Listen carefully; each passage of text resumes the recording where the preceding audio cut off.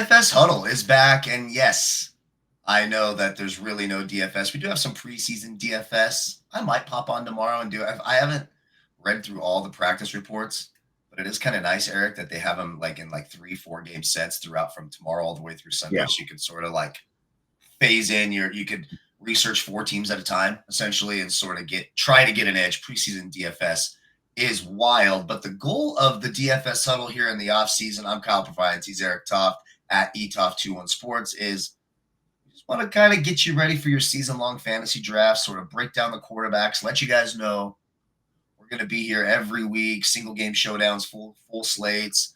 We're going to have a Patreon where you can get our lineup constructions and our matchups and our analysis and breakdowns and stacks and everything that goes into making a DFS lineup. Maybe we'll even have, I know we can do in that Patreon.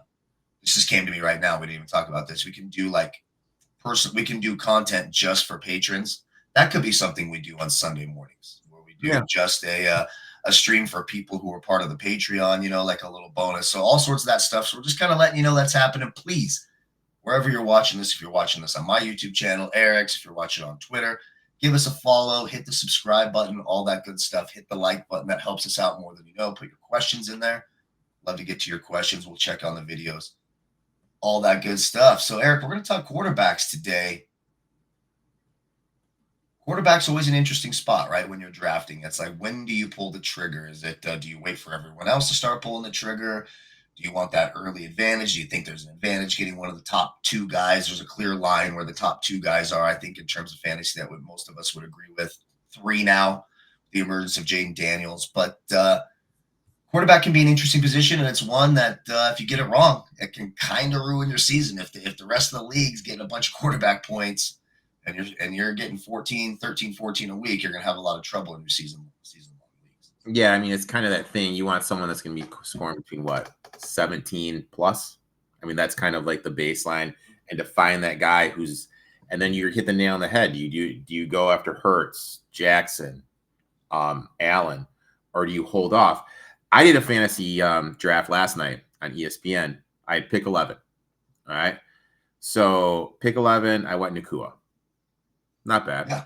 Not bad. It's a PPR. And again, your leagues matter. It matters if you're PPR and not half PPR. Again, I've been in quarterback leagues where they give you 6 points a touchdown pass, which I think is ridiculous. But it's again, so the parameters of your league, of course, matter. But when we're talking, when you see this video, when you see our running backs, our wide receiver, our tight end video, which is already out, be sure to check that out. We're referring in terms of full PPR, a point per reception. So I think that's important just to point out. So Nakua, number 1. Yeah. I've seen him going pretty early. I've seen him going first round. Yeah. 11, can't complain. And then on the turn, I wanted to go wide receiver. I got A.J. Brown. Obviously, the injury concerns. No Kellen Moore there. A little bit concerning, but I wanted to go wide receiver.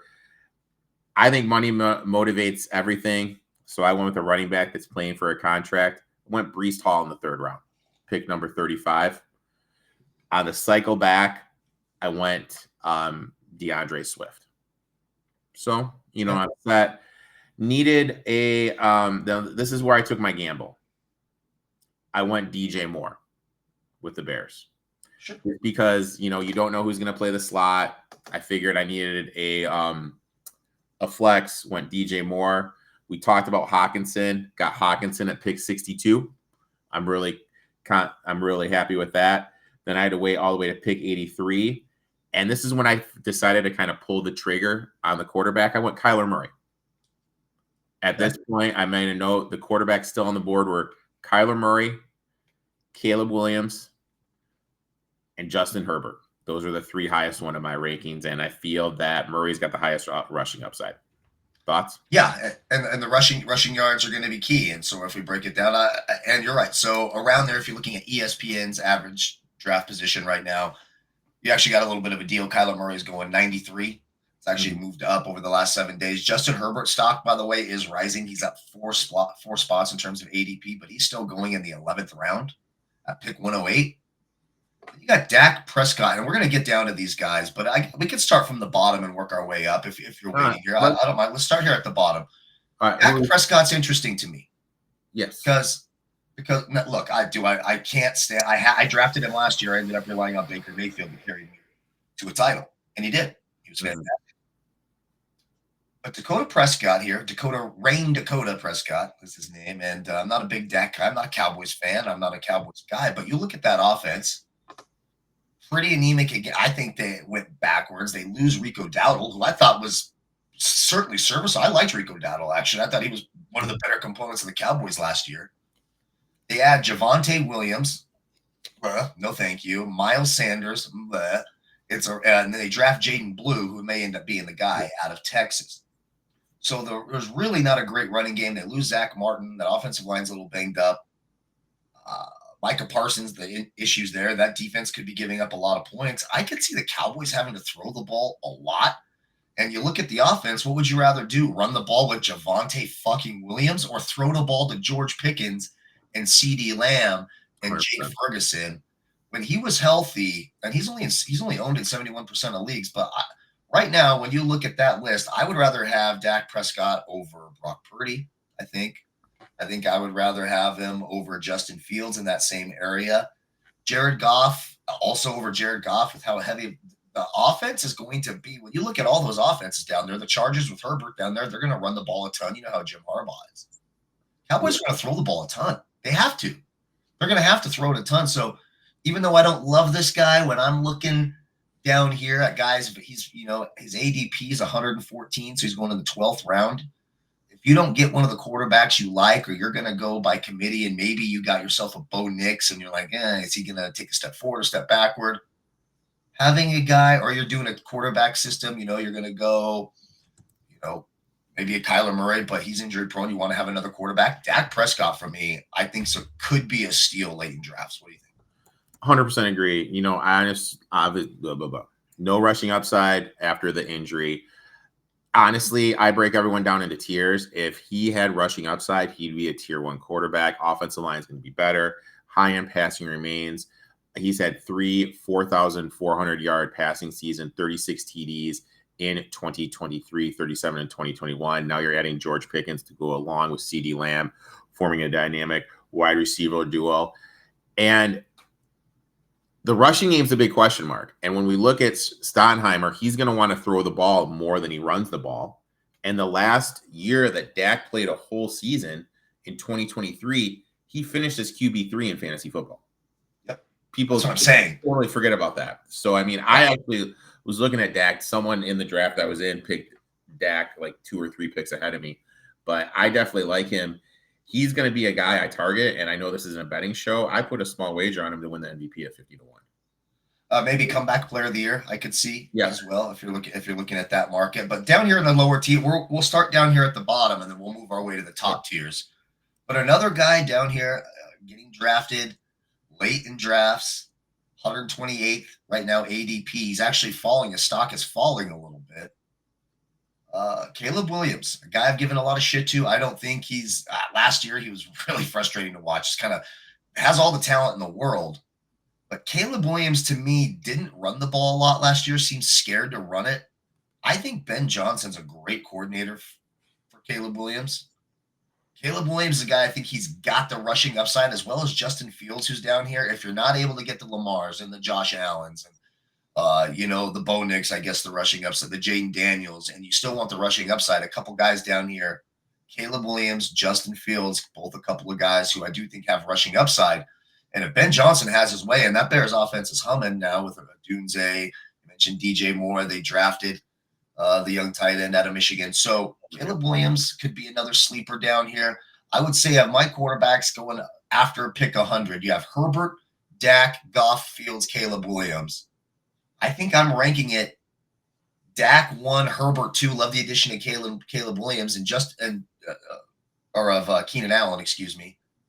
But Caleb Williams is right there, and that rushing upside he could run a lot more this year than he did last year. I'm not certain of that, but I know last year he really held back a little bit. And I know he's got the athletic ability to sort of let loose with his legs a little bit.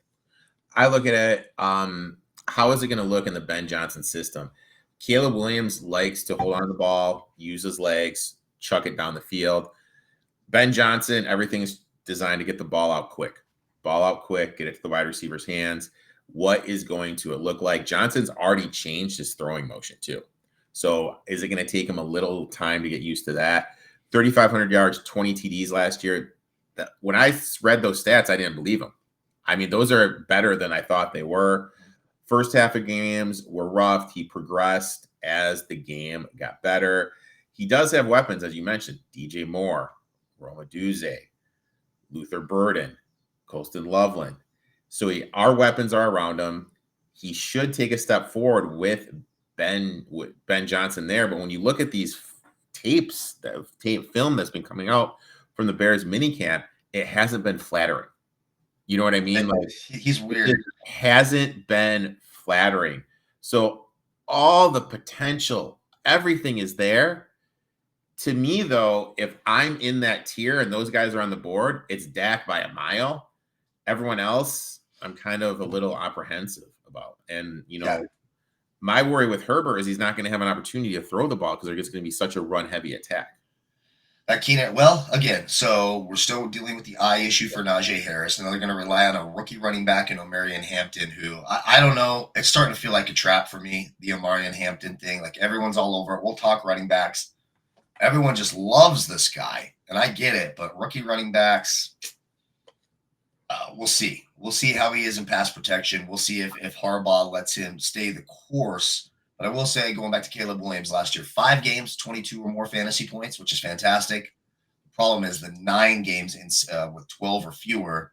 If Ben Johnson can get him a little bit more consistent, he could be a steal down here in the draft. Before we move to this middle tier, when we start drafting, sort of where that Kyler Murray is, let me quickly ask you: rookie quarterbacks, first-year starters, guys like Michael Penix, who's not a rookie, but it's going to be his first year full starter. Cam Ward. Is there any shock out there in New Orleans is gonna play a lot? Any rookie making a splash, or dynasty leagues? Maybe if you're in a dynasty league, you're trying to draft Cam Ward now. I'm not a biggest Cam Ward guy. I mean, when you take out last year, he was a turnover machine in college. And he did have a lot of turnover-worthy throws in Miami last year. Michael Penix, he's an older quarterback. He's only had 1 full season where he didn't get hurt, and he's got 2 bad knees. So that's right there. That's just a big red flag for me. JJ McCarthy, we have no idea what we're getting from him. Is he walking into a great situation? Yes. But that's just the gamble you would be taking. We really don't know what we're going to get from him. And then I feel that the Saints are just trying to get either Nessmeyer or Manning in next year's draft. I feel they're just going through the motions. So there's I wouldn't want anything to do with anyone. Drake May would be the only one just because of the rushing upside. And I really feel like the more I look at the Patriots, I feel it's going to be a heavy offense like it was when Cam Newton was with the Panthers. A lot of RPOs, him rushing the ball more. I think his baseline is 600 yards rushing. And for a quarterback, that's exactly what I want to look for. I don't even see shock. It looks like guys like Joe Milton, Hendon Hooker, and Will Howard are being drafted before Tyler Shaw. So that's wild. That's ridiculous. Another guy way down the list, and we're going to move up. Geno Smith's way down there. Way, way, way, way, way down the list. He was a serviceable. When you just look at last year, where did Geno? Geno was just behind Brock Purdy. He was quarterback 1, 2, 3, 4, 5, 6, 7, 8, 9, 10, 11, 12. So he's QB 14 or 15. I'm just saying, if you're in a 2-quarterback league, you need 2 quarterbacks, and it's like Geno Smith has shown he could be a top 15 fantasy quarterback in the league. Might be someone you get down there, way down the list. Let's move up just a little bit, shall we? And sort of get into this middle tier here before we get to the elite. So let's start with if they're drafted in the 6th round or below. We'll leave the top 5. We'll break them down separately. So let's start Patrick Mahomes here. Quarterbacks 6 through 10. You have Mahomes, Mayfield, Bo Nix, Kyler Murray, and Brock Purdy. For me, that it's Baker Mayfield in that. Baker Mayfield, Bo Nix, Kyler Murray. I don't want anything to do with. I know it sounds crazy, and he's the best player in football. I get it. I want zero to do with Patrick Mahomes and the Chiefs. I want zero to do with that. I want zero to do with that offense unless I can get a deal on Travis Kelce, who might have some value with all those injuries mounting up. The way they play this chicken shit, just do the bare minimum to win games. If they have the ball with 8 minutes left, they're going to try to run every second off the clock. Mahomes will run backwards 11 yards to kneel it to eat more time off the clock. He was still quarterback. He finished behind Justin Herbert and just ahead of Brock Purdy and Geno Smith last year. No thank you. For me, Patrick Mahomes should be getting drafted after Justin Herbert, not before Justin Herbert. That's just, and it's not because of the ability or the weapons. It's just their style of play. Just their style of play is not conducive to scoring a lot of points. What do you think about? What do you think about that list of guys? Mahomes down to Brock Purdy. When we look at Mahomes, low urgency in the regular season is my big no. It's like there's no sense of urgency in the playoffs. That's when they seem to keep it up a gear. He's not matchup proof monster that he was, but in terms of real life, he's the best quarterback. In terms of fantasy quarterbacks, he's nowhere near the top one. They got Worthy, Rice, Kelce, Hollywood Brown. Upside is there, but the usage and the urgency factors are an absolute big red flag for me. And I feel that the offense is more focused on long-term health than explosive stats. If that makes, you know what I mean? They're just worried about that. Kyler Murray, still athletic, especially when scrambling. Rushing production hasn't been there. He hasn't topped 600 yards rushing since 2020, but I was reading an article that says the staff wants him to be more elusive with his feet, look for him to run more. If Marvin Harrison Jr. takes that next step up and develops to that X wide receiver, you got arguably the best tight end in Trey McBride. That's going to be positive. Is Justin Fields in this group or not? No, Justin Fields is in that bottom tier, way down at the bottom. But you could talk Justin Fields if you want. Dude, I love Justin Fields, dude. Love Justin. He's being drafted QB 14 below Jared Goff, just above Caleb Williams. Justin Fields is right above Caleb Williams. Kind of look at it. Limited support in Chicago, awkward transition in Pittsburgh. Jets give him a clear runway in 2025. This is going to be RPO central for Justin Fields. 1,143 rushing yards and 8 TDs in 2022. I think he's going to be near that. Not a polished wide receiver, but we need to remember he played in college with Garrett Wilson. Who's going to be his number one? Garrett Wilson. You know what I mean? This is going to be the old school Ohio State games. In terms of Baker Mayfield, I feel that losing Liam Cohen is going to be huge for him. 41 TDs, that's going to be regression. Over 4,000 yards for the first time ever in a season, I feel that's going to be regression. And Kristen Wirfs is injured. That's a big blow to that offensive line, and they're being really secretive what's going on with that injury. And if he's not there protecting that blind side and Baker's not as mobile as he used to be, that is absolutely huge. So I'm a little bit down on him. And then was it Stroud? So we've got CJ Stroud's way down there. He's being drafted after. He's not. I have zero. Unless you're in a 2-quarterback league, I don't know why you would pick CJ Stroud. Quite frankly. Oh, Bo Nix. My bad, Bo Nix. Yeah. So I was doing this middle group here from 5 to 10. Or 6 to 10. Mahomes, Baker, Nix, Kyler Murray, Brock Purdy. All right, so Bo Nix, one of the best rookie seasons in recent memory. Slow starts, mostly dump offs, but improved as soon as Peyton started opening up the playbook as the season regressed. End of the day, 3,700 passing yards, 29 passing TDs, 430 yards rushing, 4 rushing TDs. And he's not really an elite athlete. I feel like every team in the AFC West has gotten better defensively, and I feel that's going to be hard for him, and especially year 2. I think we're going to see a CJ Stroud dip from him. In terms of Brock Purdy, 2024 was down compared to 2023. 2023, 69% completion percentage, 4,280 yards, 31 TDs. Injuries to Brandon Ayuk, CMC really hurt the offense in 2024. Non-athletic, not a rushing quarterback, kind of limits his fantasy value. And if you're banking on him being good this year, then that means Pearsall is going to be good this year. So in my eyes, you're better off taking Pearsall, what is that, 14th, 13th, 12th round, somewhere there. Because if he's going to be good, Pearsall is going to have a great season, because when we look at his splits, he was only really good when Debo played, and Pearsall is going to be in that Debo role. So that's kind of where my Yeah, we don't know what's happening. Brandon Ayuk's not healthy. Jawan Jennings wants to be traded.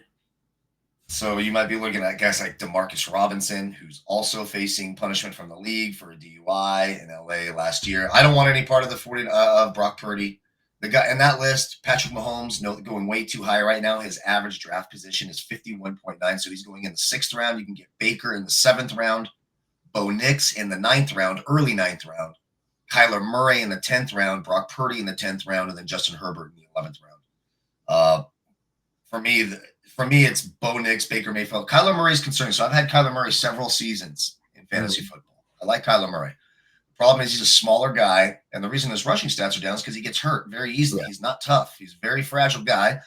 And then you worry about his focus a little bit when you get into those. Anytime a Call of Duty DLC comes out in October, November, he's also not going to be real focused. But really what it is injuries tend to catch up to him. So he'll start fast and he'll get these big numbers. But later on during the season, he just starts to break down a little bit and physically isn't there.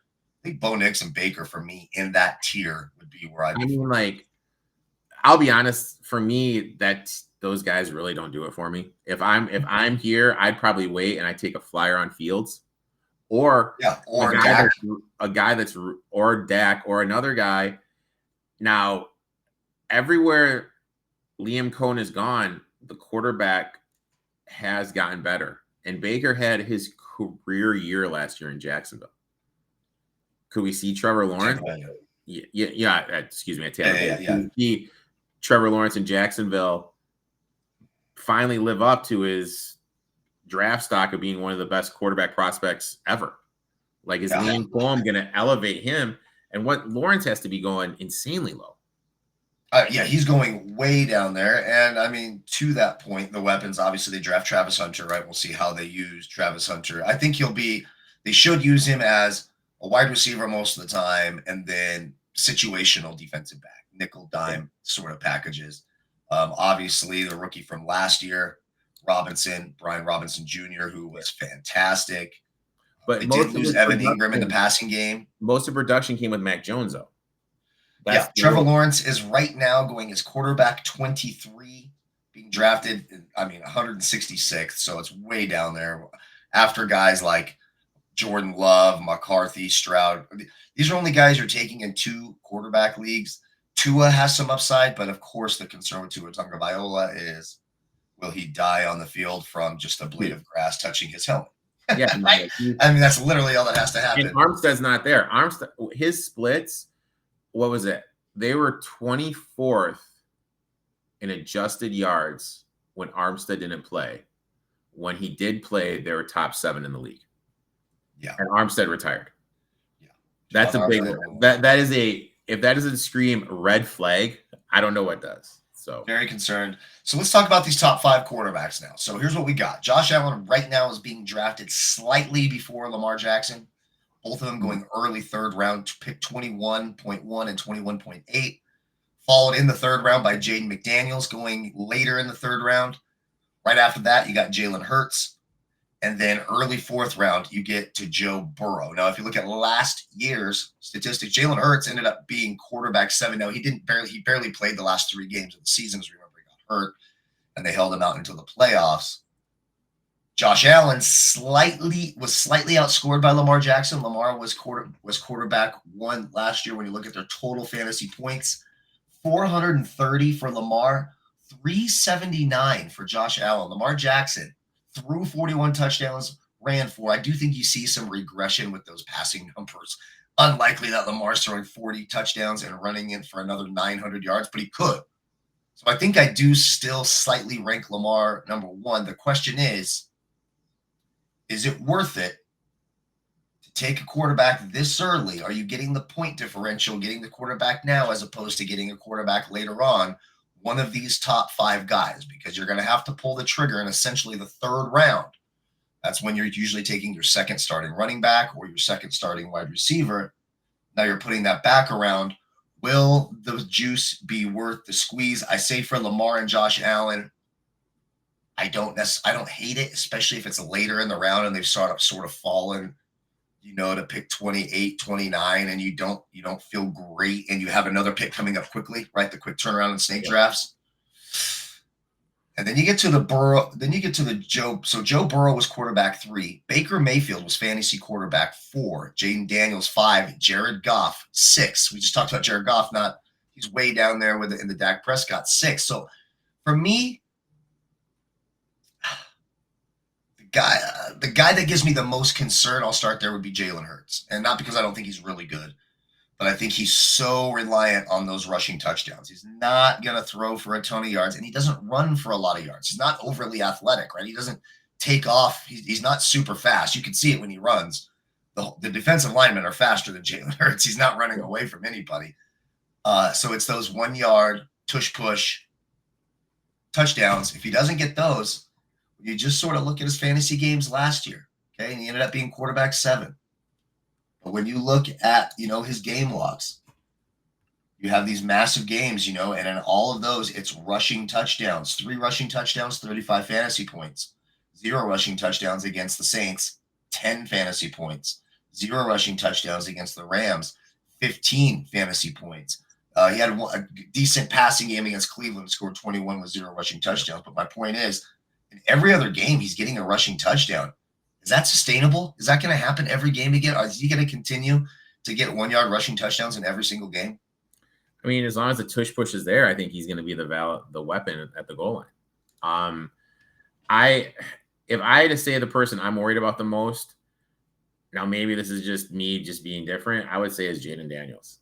I mean, I know last year was insane, 350 passing, 25 TDs, 809 rushing yards. But it's the second year. There's going to be more film on him. And when you look at his splits, first year Arizona State did great. Who was his wide receiver? Brandon Ayuk. Everyone forgets about what happened between his last year at LSU when he had Malik Neighbors and Brian Thomas Jr. He really struggles when he doesn't have that elite wide receiver. Now, scary carries, holding out, wants a contract. There's rumors they could look to trade him. If he doesn't have that elite wide receiver, is he going to be able to do what he did? Slight frame. He started rushing the ball less after he got injured. I think it was like week 8, week 9.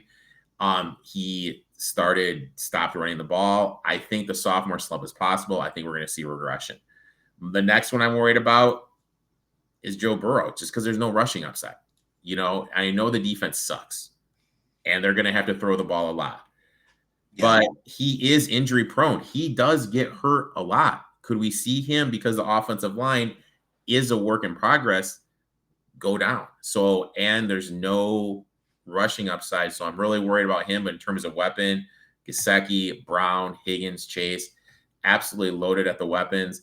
My third guy would be Hurts, dude. 14. He's averages 14 rushing TDs over the last 3 years, and crazy on the head. Is that something that's sustainable? Is he going to be able to top that? There's a ton of options in this offense: Smith, Goddard, AJ Brown, Barkley. Now they brought in AJ. So what I wondered about the 1 yard touchdowns is with the addition of AJ Dillon replacing Kenneth Gainwell as the number 2 back, because we saw it a lot. Saquon gets him down there, then they bring in, or Jalen Hurts to just run it in. But do they say, okay, let's negate some of the impact on Jalen Hurts. Let's negate some of the impact on Saquon Barkley, especially into the postseason, and let A.J. Dillon, who's literally built for the goal line situational running back. Yeah. It makes sense. So that's concern. In terms of Joe Burrow, I love Joe Burrow. I think he's one of the safer ones, just because for me, he's not going to be purposely running around. To your point, any quarterback can get hurt. The passing, he's going to get you 2 passing touchdowns every single game. And you can't say that when you look at his floor, just sort of look at his game log. You don't see any of those 10-point games. Week 1 against the Patriots, it was the only game where he had less, where he didn't score, at least 15 fantasy points. One time against Philly, he had 12.8. And the last game of the year against Pittsburgh, he still threw for 277 yards. But every other game, multiple touchdown passes, and a floor that's like the ceiling's way up there, and that floor's at 20. Like, you're just not going to worry about him, not throwing the ball, which can sometimes happen. The Bengals, they're going to give up points, and they're going to try to score points fast. That in fantasy, I want opportunity. Defense is awful. I love that for my fantasy quarterback, right? Because what does that mean? You're not going to be getting taken out in the third quarter because you're blowing the team out. You might be winning the game, but you're up 35-27, and you got to score again. So my quarterback stays in the game. Joe Burrow, I know he doesn't have the rushing upside up there, and I think he's being drafted a little bit high. Like going 5 picks after Hurts, it's a little bit high, but he was QB3 last year.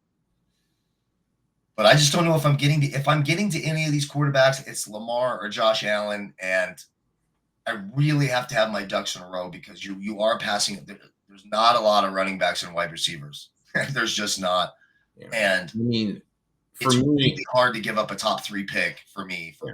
I'm going to wait. For me, I'll be honest, I'll wait. In the big money leagues, I'll wait. If I did have to pick one quarterback, I think Josh Allen, especially if this Cooks holdout lingers, James Cook holdout looms large because he's last year again huge. What do you have? Over 20 rushing touchdowns last year, 18, something like that. Yeah, set the record. Still at 12 TDs rushing, 531 yards on the ground, 3,700 yards passing, 28 TDs. Cut down to the INTs. Keenan Coleman should take another step. They have Shakir in the intermediate route. Kincaid was hurt with his PCL last year. More weapons. They still just don't help him with the weapons. What's the deal with Buffalo just giving this guy shit to throw to? I mean, it's just shit. Yeah. It's pure shit. Elijah Moore and who's the other guy they brought in? I forget who else. Yeah, but they haven't. It's not like they're going out and getting this guy premier weapons to do anything with. My thing with Josh Allen is there just a guy they brought in Josh Palmer from the Chargers? Josh Palmer, and they drafted. They didn't even draft an offensive player till it was another tight end, Jackson Haas. They took a wide receiver late in the 7th round. It's all cornerbacks and defensive linemen. Corner, DT, D end, cornerback, tight end, cornerback, offensive lineman. They do bring in Joey Bosa, but I just don't know that. I mean, talk about doing more with less. I think Josh Allen does more with less than any quarterback in the league, in my opinion.